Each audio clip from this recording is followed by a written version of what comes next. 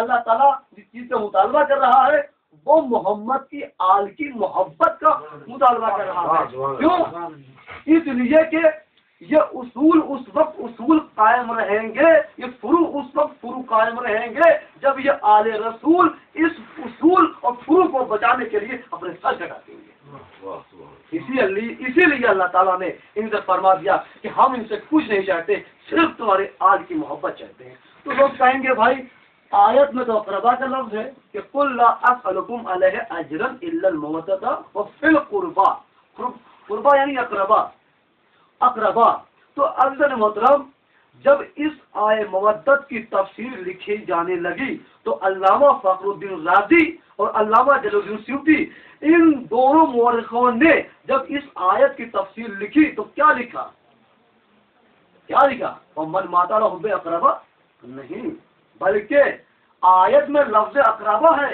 جب اس کی تفسیر لکھی جانے لگی تو کیا لکھا کہ من ماتا علی محمد ماتا شہیدا، یعنی وہ جانتے تھے کہ اقربا سے مراد آل محمد ہے. یہاں پر اللہ تعالیٰ جس چیز کا مطالبہ کر رہا ہے وہ آل محمد ہے، وہ آل رسول ہے.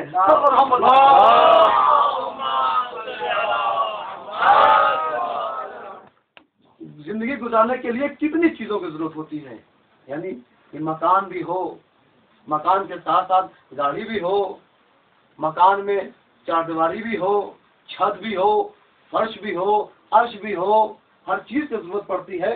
لیکن عزیزان محترم ان تمام وسائل کے ساتھ ساتھ ان تمام وسائل کے ذریعے سے کیا انسان زندگی گزار سکتا ہے؟ یعنی یہ تمام چیزیں موجود ہو، مکان بھی ہو، بچے بھی ہو، بیوی بھی ہو، ماں بھی ہو، باپ بھی ہو، گاڑی بھی ہو، دنیا کی ہر چیز موجود ہو، لیکن اگر یہ کائنات میں ہوا نہ ہو تو زندگی میسر ہوگی؟ ایک لمحے کے لیے انسان زندہ نہیں رہے گا. انسان کیا ہر جاندار فوراً مر جائے گا. یعنی زندگی کے لیے ہوا کا ہونا ضروری ہے، واجب ہے. اگر ہوا نہیں ہے تو فوراً ہر مخلوق یعنی جو جاندار ہے ہلاک ہو جائے گا. اسی طریقے سے اللہ تعالیٰ نے آل محمد کی محبت کو قرار دیا ہے کہ سب کچھ ہو، اگر آل محمد کی محبت نہیں ہے تو سب کچھ بیکار ہے.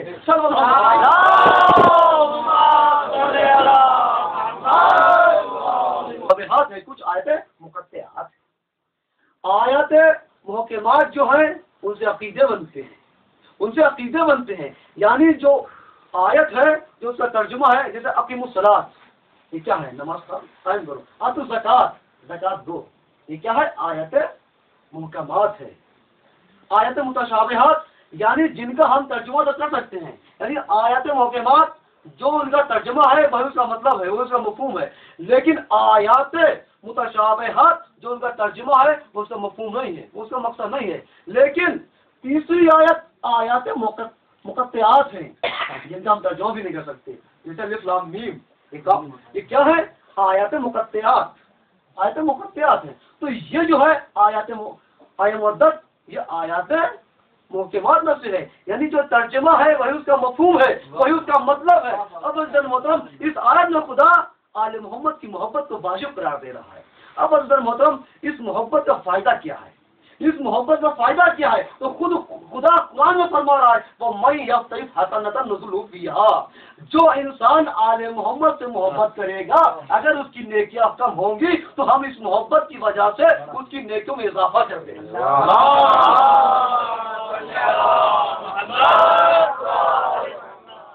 دل ہے، حقیقت میں دل ہے، یہاں محبت ضرور پائی جائے گی. محترم سب کو معلوم ہے کہ جوش ملیح آبادی حالانکہ بہت بڑے شاعر ہیں اور ملیح آباد میں ان کے نام سے بہت بڑا گیٹ بھی بنا ہوا ہے، جوش ملیح آبادی اس پر لکھا ہوا ہے. کہتے ہیں کہ انہوں نے خدمت اہل بیت میں بہت کچھ کیا ہے خدمت اہل بیت علیہ السلام میں. تو انہوں نے جب بہت کچھ کیا ہے تو ان کے دادا ہوں یا والد صاحب ہوں مجھ سے ایک سامنے نقل کیا ہے، میں آپ کی خدمت میں عرض کر رہا ہوں. کہتے ہیں کہ جب انہوں نے اہل بیت علیہ السلام کی خدمت میں بہت کچھ کیا، اپنی زندگی سر کر دی اور 6 اشعار اہل بیت علیہ السلام کی خدمت میں تحریر فرمائے. تو ان کے والد صاحب ہوں یا ان کے دادا ہوں انہیں میاں صاحب کہتے تھے، میاں صاحب. تو انہوں نے ان کو اپنی جائیداد سے بے دخل کر دیا. تو ایک دن جوش ملیح آبادی اپنے بستر پر جاتے ہیں اور کہتے ہیں کہ پروردگار تیرا دعویٰ ہے کہ جو ایک نیکی کرتا ہے اسے تو 10 حسنیں دیتا ہے، ایک نیکی کے بدلے میں تو 10 حسنیں دیتا ہے۔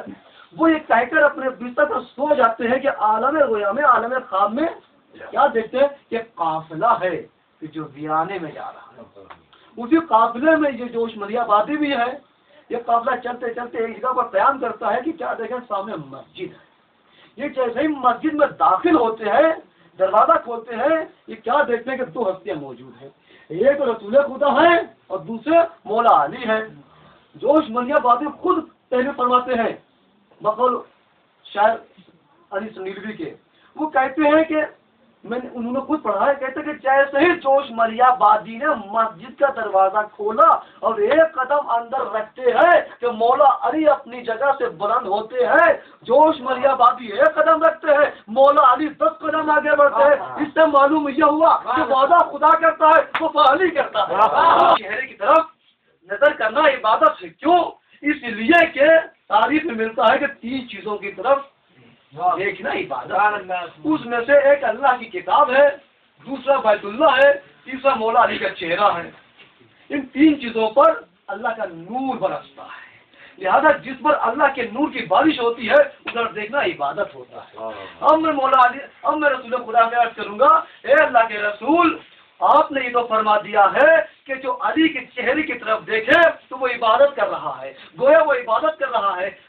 اب بھائی جو رسول کے زمانے میں ہوں گے، جو علی کے زمانے میں ہوں گے، وہ تو اس عبادت سے مشرف ہوں گے، وہ علی کی طرف دیکھیں گے، زیارت کریں گے، عبادت کریں گے اور ثواب ان کو ملے گا۔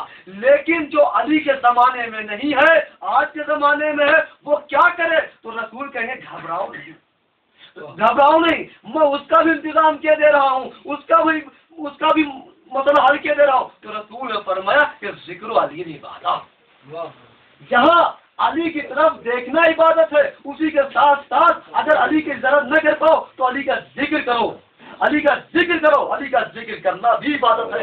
میں پھر ہاتھ جوڑوں گا، اے اللہ کے رسول، اگر ذکر کرنے پر پابندی ہو جائے، ہم ایسی جگہ ہوں کہ جہاں علی کا ذکر نہ کر سکے، ہماری جان کا خطرہ ہو، تو پھر ہم کیا کریں؟ تو رسول کہیں گے ٹھیک ہے، اس کا بھی مسئلہ حل کیا جا رہا ہے، حب علی عبادت۔ اگر علی کا چہرہ نہ دیکھ سکو تو علی کا ذکر کرو، اور اگر ذکر نہ کر سکو تو دل میں محبت کرو۔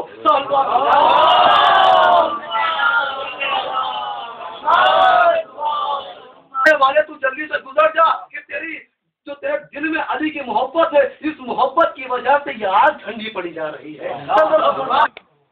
کس کا پوسا دینے آئے اور اگر اس کے ساتھ ساتھ یہ جو مجلس ہو رہی ہے، یہ منت کی مجلس ہے مولا عباس کی۔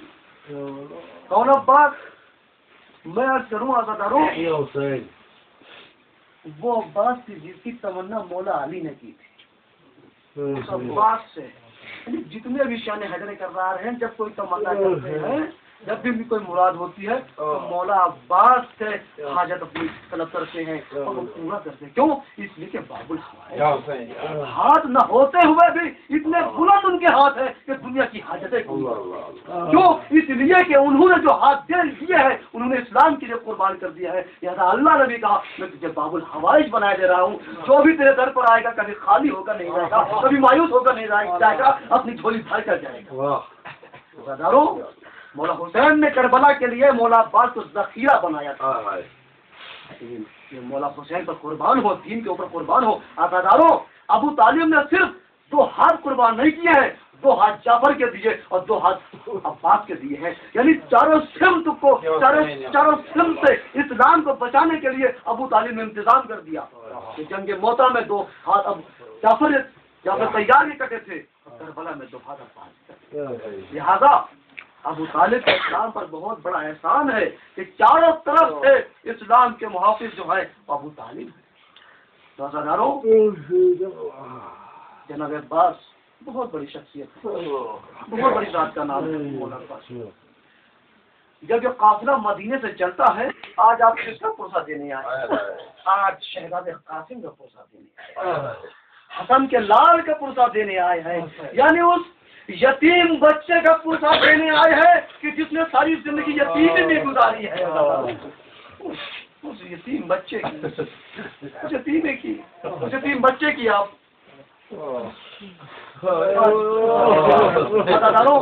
تاریخ کہتی ہے کہ شب عاشور مولا عباس اور جناب علی اکبر اور جناب قاسم ایک ہی خیمے میں تھے. یہ جملہ رونے کے لیے کافی ہے. بس اسی فکرے کے لیے میں نے آپ کو زحمت دی ہے کہ تینوں ایک خیمے میں جمع ہوتے ہیں. تو مولا عباس علی اکبر سے کہتے ہیں دیکھو علی اکبر کل عاشور کا دن ہے, کل ہماری قربانیوں کا دن ہے, لیکن دیکھو علی اکبر پہلے میں جاؤں گا. مولا عباس علی اکبر سے کہہ رہے ہیں کہ اکبر دیکھو پہلے میں جاؤں گا میدان میں پہلے اپنی جان کو قربان کروں گا. کیوں؟ اس لیے کہ اگر تم پہلے چلے گئے تو مولا حسین کی آنکھوں کا نور چلا جائے گا, اس لیے کہ تم میرے آقا کی آنکھوں کے نور ہو. تو سنیے عزادارو, سنیے علی اکبر کیا کہتے ہیں. نہیں چچا آپ ہمارے بزرگ ہیں, ہمارے چچا ہیں, ہمارے ہوتے ہوئے آپ پہلے میدان میں نہیں جائیں گے. کہا کیوں؟ کہ اس لیے کہ آپ ہمارے بابا کے بازو ہیں, آپ ہمارے بابا کی قوت ہے. اب عزادارو سنیے, رونے کے لیے فکرہ کافی ہے. جب علی اکبر کہتے ہیں ابو آپ نہیں جائیں گے, عباس کہتے ہیں علی اکبر تم نہیں جاؤ گے, پھر شہزادہ قاسم آگے بڑھ کر کہتا ہے اے ابو نہ آپ جائیں گے نہ بھیا علی اکبر جائیں گے, اس لیے کہ اگر بھیا علی اکبر چلے گئے تو میرے ابو کی آنکھوں کے نور چلا جائے گا, اگر ابو چلے گئے تو میرے بیٹا کی کمر جھک جائے گی, بازو شکستہ ہو جائیں گے. میں جاؤں گا اس لیے کہ میرے جانے سے میں چچا کی آنکھوں کا نور جائے گا.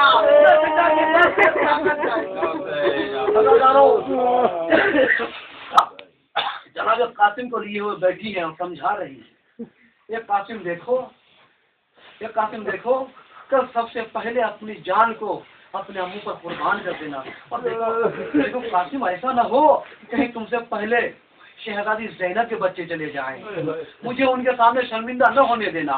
ایسا نہ ہو کہیں تم سے پہلے علی اکبر چلے جائیں, مجھے لیلا کے سامنے شرمندہ نہ کرنا.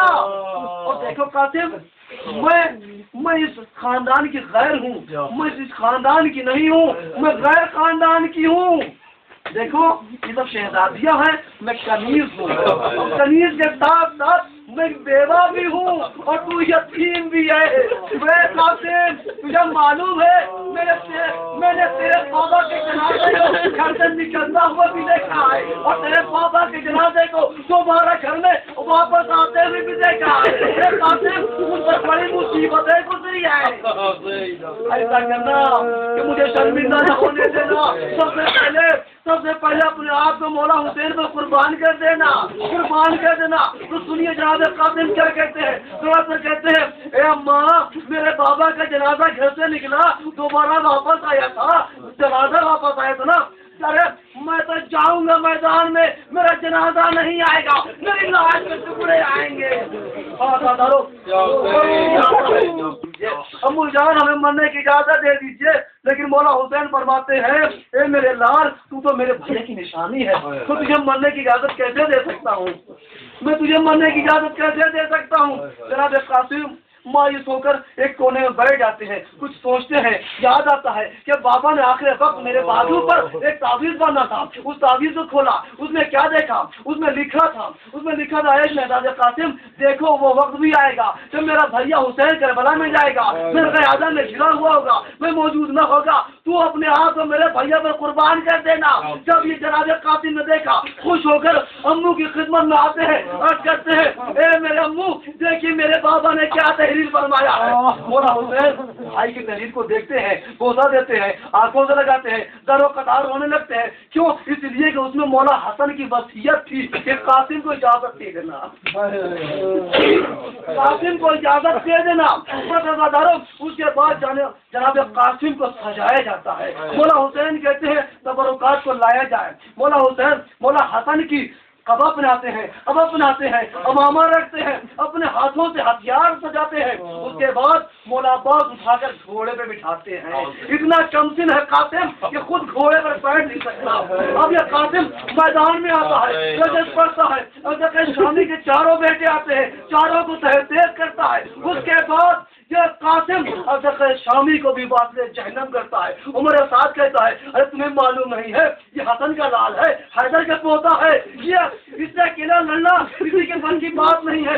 ایسا کرو کہ چاروں طرف سے حملہ کرو, بس ازادارو, کوئی تیر مارتا ہے, کوئی نیزہ مارتا ہے. یہ قاسم گھوڑے سے زمین پر آتا ہے. ازادارو سنیے, یہ قاسم گھوڑے سے زمین پر آتا ہے. ازادارو جب تک یہ قاسم دین پر تھا, قاسم تھا, جیسے ہی دین سے زمین پر آیا ٹکڑوں میں تقسیم ہو گیا. ازادارو یہ گھوڑے ادھر سے ادھر ہوتے ہیں, یہ قاسم کے لاش کے ٹکڑے ہوا میں بلند ہوتے ہیں. آواز آتی ہے کیا بہادری کی اے میرے چچا میری مدد کے لیے آئی ہے. ازادارو مولا حسین دوڑتے ہوئے جاتے ہیں, میدان میں پہنچتے ہیں, قاسم کہیں نظر نہیں آتا. کیوں؟ اس لیے کہ اگر قاسم کی لاش ہو تو نظر آئے, ارے اللہ قاسم کی لاش تو ٹکڑوں میں تقسیم ہو چکی ہے. حمید ابن مسلم کہتا ہے کہ میں نے دیکھا کہ میرے سامنے ایک ملعون نے جناب قاسم کے اوپر ایسا وار کیا کہ جناب قاسم کا سر جو ہے شگافتہ ہو گیا ہے, شگافتہ ہو جاتا ہے. یہ بات جناب قاسم کا جب یہ جس میں گھر زمین پر آتا ہے تو ٹکڑوں میں تقسیم ہو جاتا ہے. مولا حسین جب میدان میں پہنچتے ہیں آواز دیتے ہیں بیٹا قاسم کہاں ہو, بیٹا قاسم تم کہاں ہو. کہیں سے آواز نہیں آئی, کئی مرتبہ آواز دی. جب آواز پر مولا حسین کی آواز پر جواب نہیں ملتا ہے تو مولا حسین ایک ٹیلے پر چڑھتے ہیں. چڑھنے کے بعد کہتے ہیں اے بیٹا قاسم کہاں ہو, بیٹا قاسم کہاں ہو. جب بھی کوئی آواز نہ آئی اس کے بعد کہتے ہیں قاسم تمہیں وقت کا امام بلا رہا ہے. اس کے بعد تاریخ کہتی ہے کہ کربلا کی سرزمین سے قاسم کے لاش کے ٹکڑے بلند ہوتے ہیں. السلام علیکم یا ابا اللہ. ازادارو جناب امام حسین اپنی ابا کے دامن میں جناب قاسم کی لاش کے ٹکڑے جاتے جمع کرتے ہیں. جمع کرنے کے بعد کجری کی صورت میں خیمے میں لے کر آتے ہیں. جب خیمے میں لے کر آتے ہیں تو آزاداروں آپ تک جتنے بھی چوہے آئے ہیں سب کے لاشیں آئے ہیں, لیکن جناب قاسم کا لاش نہیں, لاش کے ٹکڑے آئے ہیں, وہ بھی گٹھری کی صورت میں آئے ہیں. مولا حسین گٹھری لاتے ہیں, خیمے میں رکھ دیتے ہیں. ام بربا کو بلایا جاتا ہے کہ تمہارے بیٹے کی لاش آ گئی ہے. اب یہ بیوہ ماں یتیم بیٹے کی لاش کو کہتی ہے میرے بیٹے کی لاش کہاں ہے. مولا حسین کہتے ہیں اے بھابھی یہی قاسم کی لاش ہے. ماں کہتی ہے اے مولا میرے قاسم کا سر کدھر ہے اور پیر کدھر ہے تاکہ میں خدا کا شکر ادا کروں.